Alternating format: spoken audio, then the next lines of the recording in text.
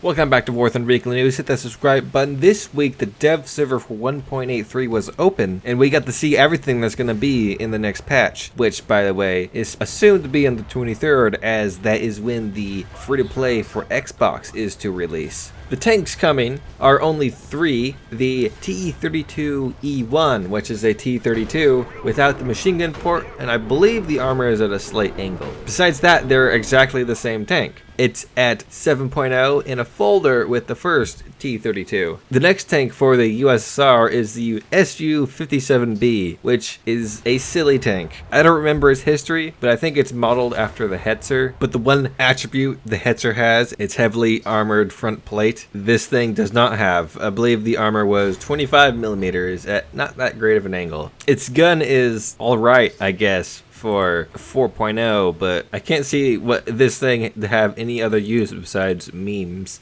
Speaking of memes, our last tank is the Type 75 MLRS, a rank 5 premium, though it appeared rank 4 in the dev server that has been changed. For 8,200 golden eagles at 7.0, this is another meme tank. It's rocket artillery. It shoots 130mm rockets that can pen 50mm all around, which isn't too bad, and you might be able to get some good shots off, but you aren't going to be combat capable. You don't have any armor. You have a giant ammo rack on top of you. You have no way to accurately aim, as rocket aiming is, for some reason, completely different than with normal guns. You are capable of direct fire, but you only have 50mm of penetration. If you run up into the front of an enemy tank, you don't have much to do. Now, at 7.0, there are a lot of tanks that you can meme to death, but don't expect to be effective. What I personally find interesting is that this is the first non-US rank 5 premium that you can buy with golden eagles. The only other addition, I guess you could say, for a tank is that the T-80B now has a modification to put on Kakarot 1 explosive reactive armor, which unfortunately doesn't cover up the area around the gun barrel, so just shooting there with heat is still totally possible. It's supposed to be the BV modification, but if I remember right, the T-80BV actually has a different armor setup, so it couldn't just be made as a modification of the T-80B. In aircraft, the US's F4F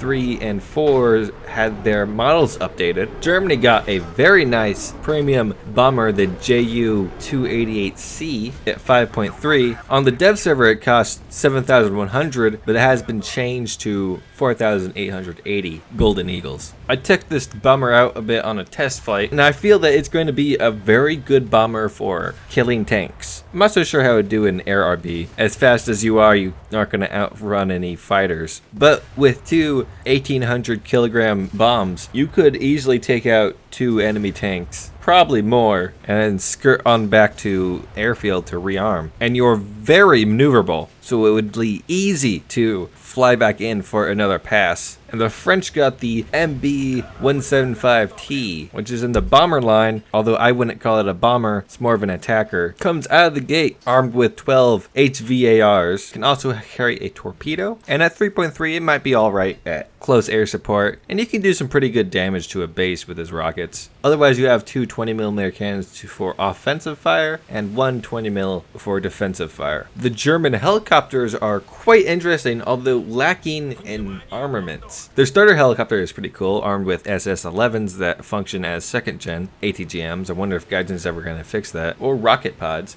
Although the ATGMs come stock, second in line is a German UH-1D, armed with what you find on the US helicopter. Some people have come to a contention with this, as while the UH-1D was armed with certain types of armaments, it wasn't identical to the ones in the US. After that is the BO-105 PHA-1 and 1A-1, sporting either hot missiles or hot 2 missiles, and nothing else. And oddly, to the left of the first BO-105 is a Hind P, armed with everything you find on the Russian Hinds. The premium helicopter is another BO-105, armed with 8 tow missiles, and nothing else.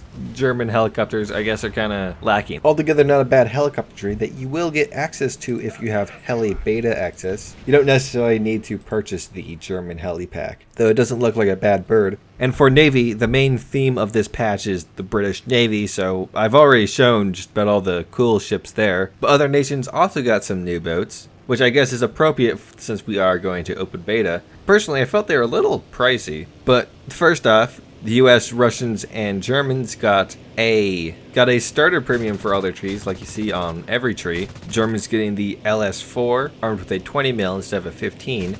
The US getting the PT3, armed with two 50 cals. I believe this isn't much different than their normal reserve. And the Russians got the G5 Shevak, which is a G5 with a Shevak 20mm cannon instead of the 50 cal on the regular G5. Of course, those weren't the only premiums. They were as runs further down the tree.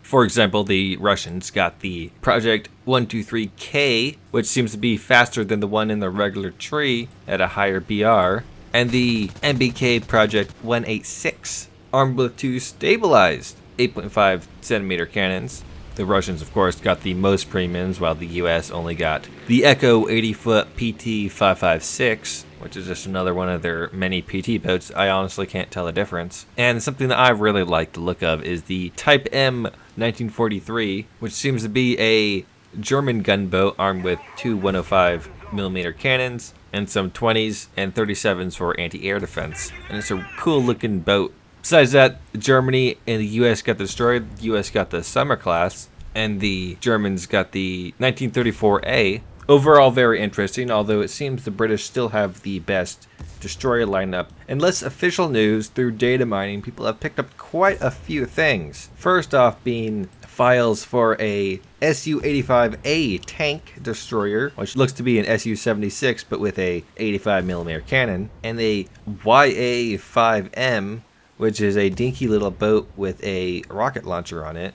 My assumption is that these are going to be for the upcoming anniversary event, and they're going to give away, of course, a boat to get people kind of interested in boats, possibly along with all of the rank 1 premiums. There was also a whole lot of other British destroyers dug up in the files, and a Kuma class light cruiser for the Japanese. It's my personal hope that the Japanese is the next fleet that gets released, because if Gaijin doesn't do that, they are stupid. What's really exciting, and something I've actually already brought up, is that there's files for the Prinz Eugen class heavy cruiser, although the eventual inclusion of heavy cruisers is inevitable, as we're currently only up to rank 4 at 5.0 battle rating for boats, so there has to be something more powerful.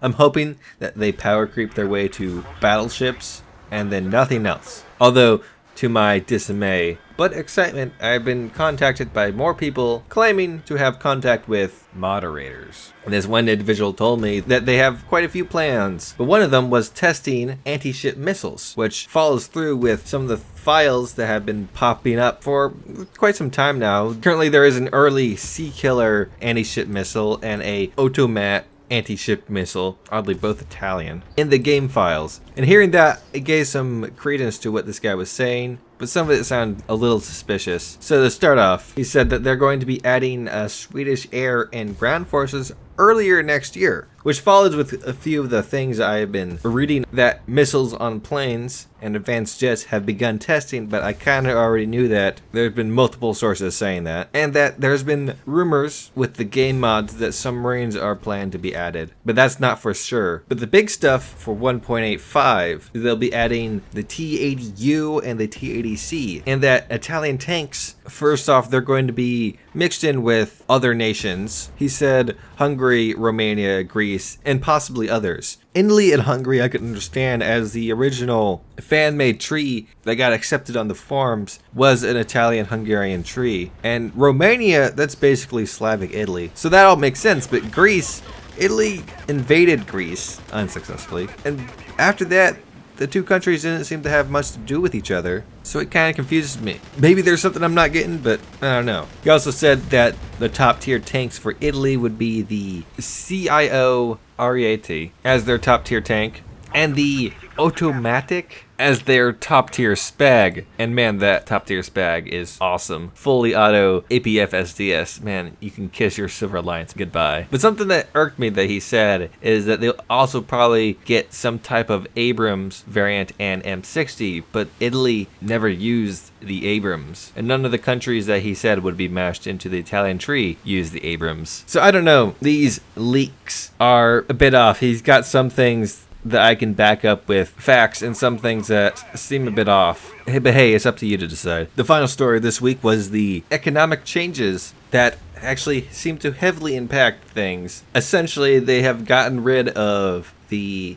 research points cap. You can now get as many research points as well as you do in the game. No longer is there a cap for the amount of RP you get through actions in the match. Additionally, in Air Simulator, the amount of RP you get has been increased heavily by 30%. But unfortunately, Silver Lion gain for top tier vehicles has been reduced. Although Silver Lion gain for low tier vehicles has been increased. This is annoying, but it could influence you to go play some low tiers, which I say is really fun. Besides that, warning, the next patch is going to be 20 gigabytes. It's not necessarily all things being downloaded, they're just rearranging things in the game folders to make the game run smoother. So be prepared, I don't know, watch a film while you let it download if your internet's too slow. Thanks for watching. If you have any comments or concerns, hit me up down below or on my Discord, which by the way is trying to ban you from suing them. If you liked the video, hit the like button. If you didn't like the video, don't hit the like button. If you want to see more, hit the subscribe button. I make these new videos every weekend. I make random videos throughout the week. So hit that bell icon to be notified anytime I upload a thing. Thanks for watching and have a great day.